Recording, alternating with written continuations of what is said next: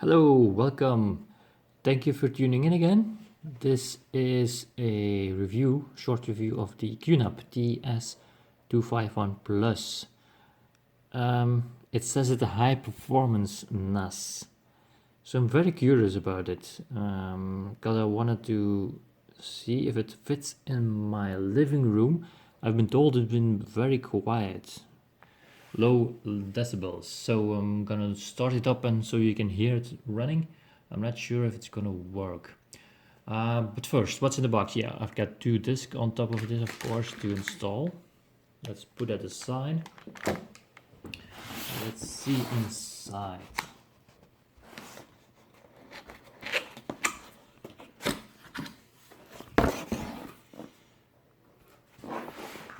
We got the usual, I think, with QNAP.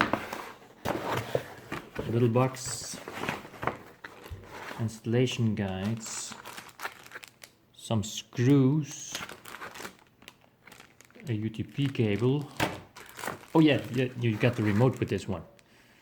So you can run Plex on it, I've been told, and then you can click on the remote, put it on and off and everything.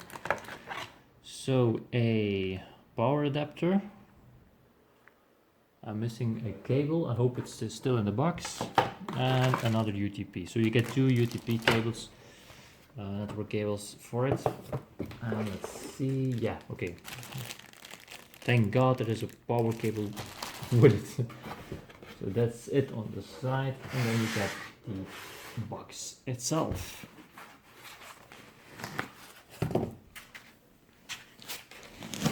Let's get the plastic off.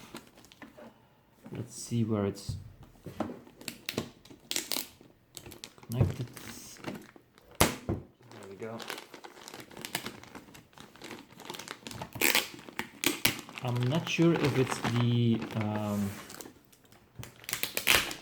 toolless installation in the disk, because I found some screws in here. So I don't think it's the toolless edition.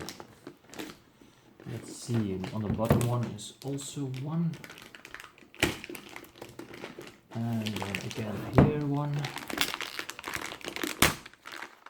There we go. And then, yes, we have it. It's very light edition. Let's see if it's a toolless one. I don't think so, but no. They changed it. I have the model still with the iron, it's all plastic now.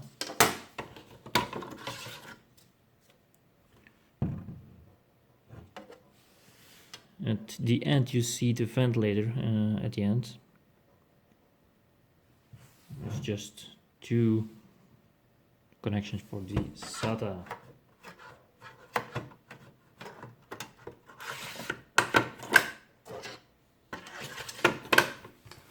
Okay, let's see. So it's very light edition. You get some LEDs on the front, USB connection, of course the power, and the copy clone. At the end, there's nothing you can expand at this. I think this is the I ordered the 8 gigabit model, so it comes with an Intel. I have to look for a while. It comes with the Intel Celeron 2 GHz, and it says DDR3 RAM. Run virtual machine on the NAS. Well, I'm gonna try, I'm gonna test it, but I don't think it's a good idea on this sort of CPU. But it's possible. It's been a while that I got a new QNAP. I've been told if there were new features. I've seen the firmware 4.3, but I haven't had the correct hardware for it, so I'm curious about it. Anyway, at the back, got connection for your power, of course. So it's a small hole for it. And then, of course, you get your USB ports here. I think it's 3 and 2.0. 2 network connections, so you can bundle them for more speed. And only 1 HDMI. So be careful, there are models here on the market for multiple HDMI 2 or 3, I think. So this one has only one, which is enough for my TV to hook up. So you can unscrew these and pull up the side, which I'm not gonna do right now, but it's possible to open it. I'm not sure why. I think it was the top. That was the maximum amount of memory. I have to look it up in the specs. I'll put specs in the description and the link to it if you can look for yourself if you can expand the memory. So I don't think so.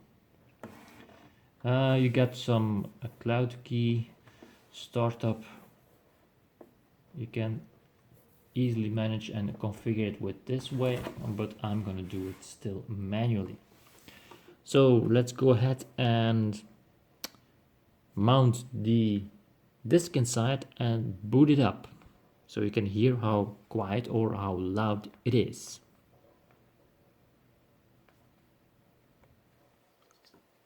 Okay, mounting the disk is, I didn't show you, but it's easy. You line up the holes on the brackets and use the screws which provided QNAP for you, and then you just slide it in. Nothing to it, it's easy. So let's see, I'm gonna connect the power and we're gonna boot. Okay, I hooked it up to the power. It automatically started, so I'm gonna be a little bit, leave it alone and let it boot. And I'm gonna let you listen how you think it's loud or not. So I'm gonna do it a little closer.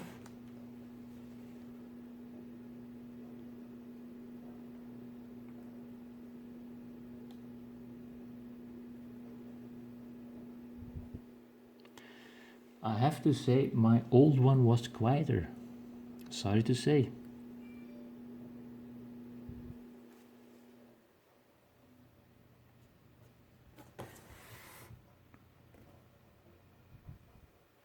Maybe it's the initial boot that, because I hold my hand and then it stopped. Okay, now it's quieter.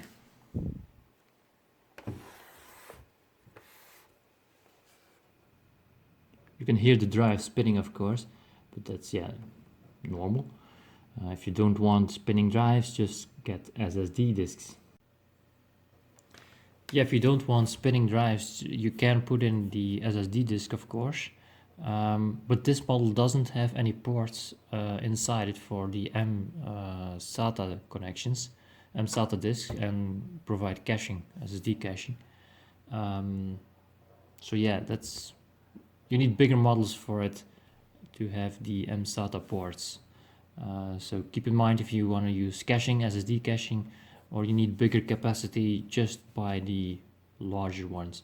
There are some very powerful QNAPs these days, I think. I've been looking at the TVS, I think, 1580 R2 from SES ports, SES disks. So I'm not sure I'm gonna buy that one for cheap, well, fast storage for testing my VDI. But I've started using vSAN and I'm pretty happy with vSAN performance right now. So if you want a video about vSAN, let me know. And yeah, this disk is just to put in next to my TV and running Plex on it, so I can run Plex movie player on my other TV from this. My old QNAP doesn't have power enough for providing the streams for Plex.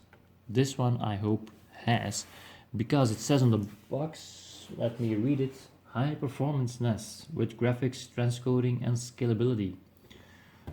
Just a few things, let me put this aside, it's on the box all here. So on the box are a few items, centralize your virus loads, of course, cloud ready surveillance, to maximum 40 devices, running various operating systems on the NAS using virtualization station, You can expand it with the UX800p and UX500p expansion enclosures. So scale up to 10 drives. Stream multimedia via DLNA, AirPlay, and Plex. That's what I'm going to use, the Plex one. Transcode videos on the fly or offline with hardware acceleration. And play full HD videos with 7.1 channel surround sound passed through via HDMI. So that's nice. So it has an HDMI and full HD capabilities. Cool. Okay, that's it for the short review. I'm gonna boot it, configure it, and see what the new features are. So thank you for watching. If you like the video, thumbs up. If you don't, thumbs down. And yeah, don't hesitate to subscribe to my channel. Thank you for watching. Okay, so I've booted up the QNAP TS251 Plus, and when you go to the interface, you get the standard Start Smart installation guide. You can also shut it down and restart it on the bottom here. So let's go ahead and start Smart Installation Guide. I'm gonna leave the name for now, default password also. I hope it's not a problem. I'm gonna set my correct time. That's fine for me too. Let's test it. And it looks like, oh yeah, okay, success. Next, I'm gonna use DHCP for now.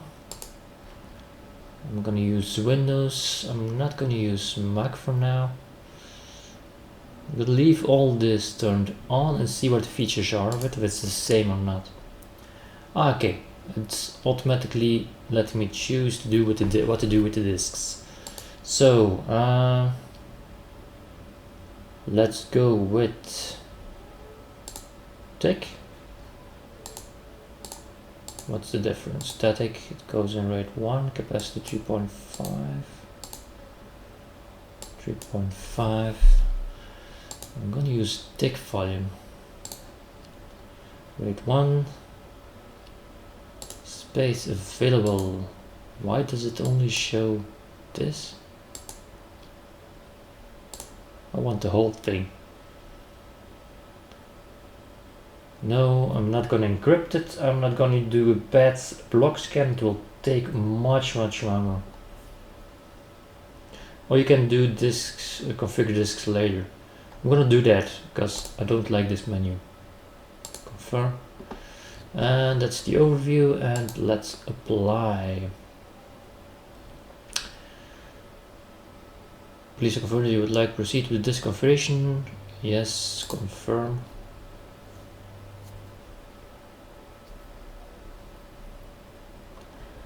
And it will take several minutes depending on the system hardware and hard drive capacity.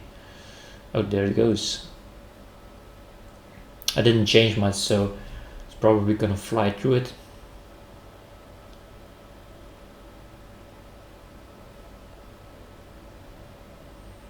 %.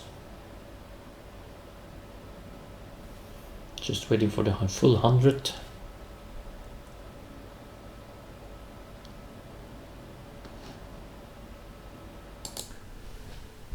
It goes then to apply settings. It will boot some services like I see. And then you can configure manually the rest, what you're gonna need or not. I'm not gonna need much. Maybe the video station and the virtual station, try it out. The rest I know I'm not interested in for now. Okay, it's done. And it says go to NAS management, so that's probably the default interface which you're gonna use all the time. Okay, this is new for me. I left the default on, so that should be it.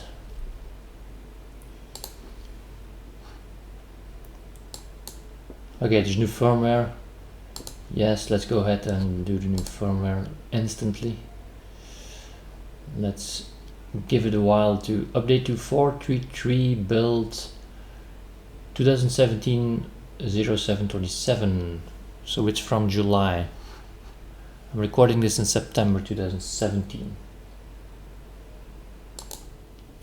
Okay, we've updated the firmware and rebooted. And again, another login page. The login was on the top right, now it's here. And there you hear it, it's booted. That's the beep tone. What's else? You get some programs. Let's log in.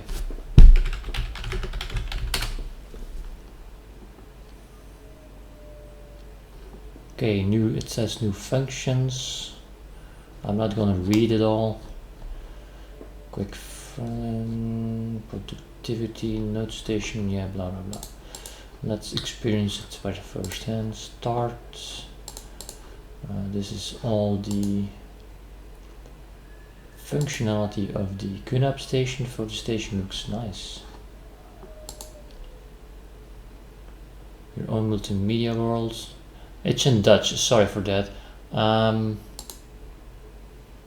don't think I can set it in English now. Let's see the options. There is a way to change the language. Not here. No.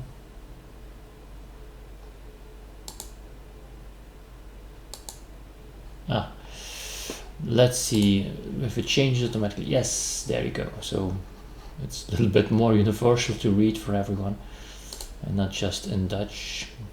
Get your DNA, QVPN, that's nice too.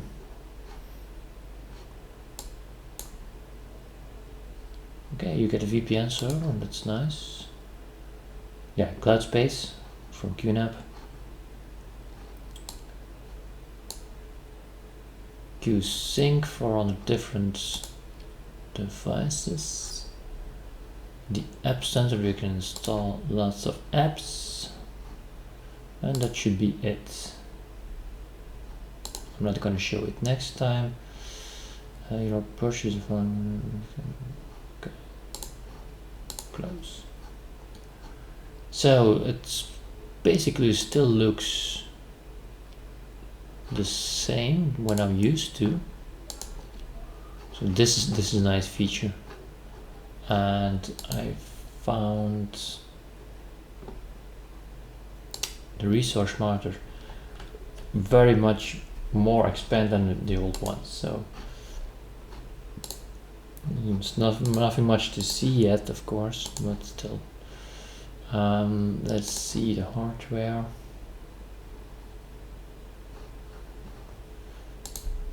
Smart fan. Put this in notification. You can do mail, Gmail, custom Yahoo, PC Chrome Online. You can do SMS. You probably need an account. Push service. Okay, system status. What this one looks like. Same. Yeah, you get some system services, hardware information, CPU usage, total memory. There's 2 DIMMs installed. Okay, let's go ahead and configure the disk. That's in storage manager.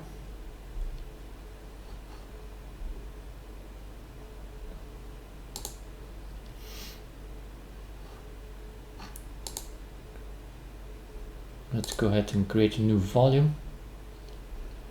Gonna do a tick again. Single storage pool is fine. Gonna do rate 1. Hot spare no. Next. I'm gonna do only 10%. do I need snapshot? Let's keep it, yeah, let's keep it alive, snapshots. I'm gonna set it to maximum. Will it, yes, it will go an alert. See, here it's 80%.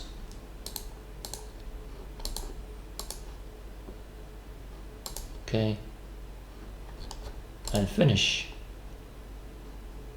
All the data will be erased. Okay. And this will take a while to... The read has started, so you can follow up it here. How many percent it's finished. Here you can see all the alerts. That's an alert because there's no volume that exists on storage managed. Create a new one, so that's an alert you can ignore once the volume is made. The rest is informational. Clear all. And now we wait for the completion of the RAID. That's it. Again, thank you for watching. If you have any questions, leave a comment. If you liked the video, thumbs up. If you didn't, thumbs down. And you can subscribe to my channel if you like the videos. Thank you for watching.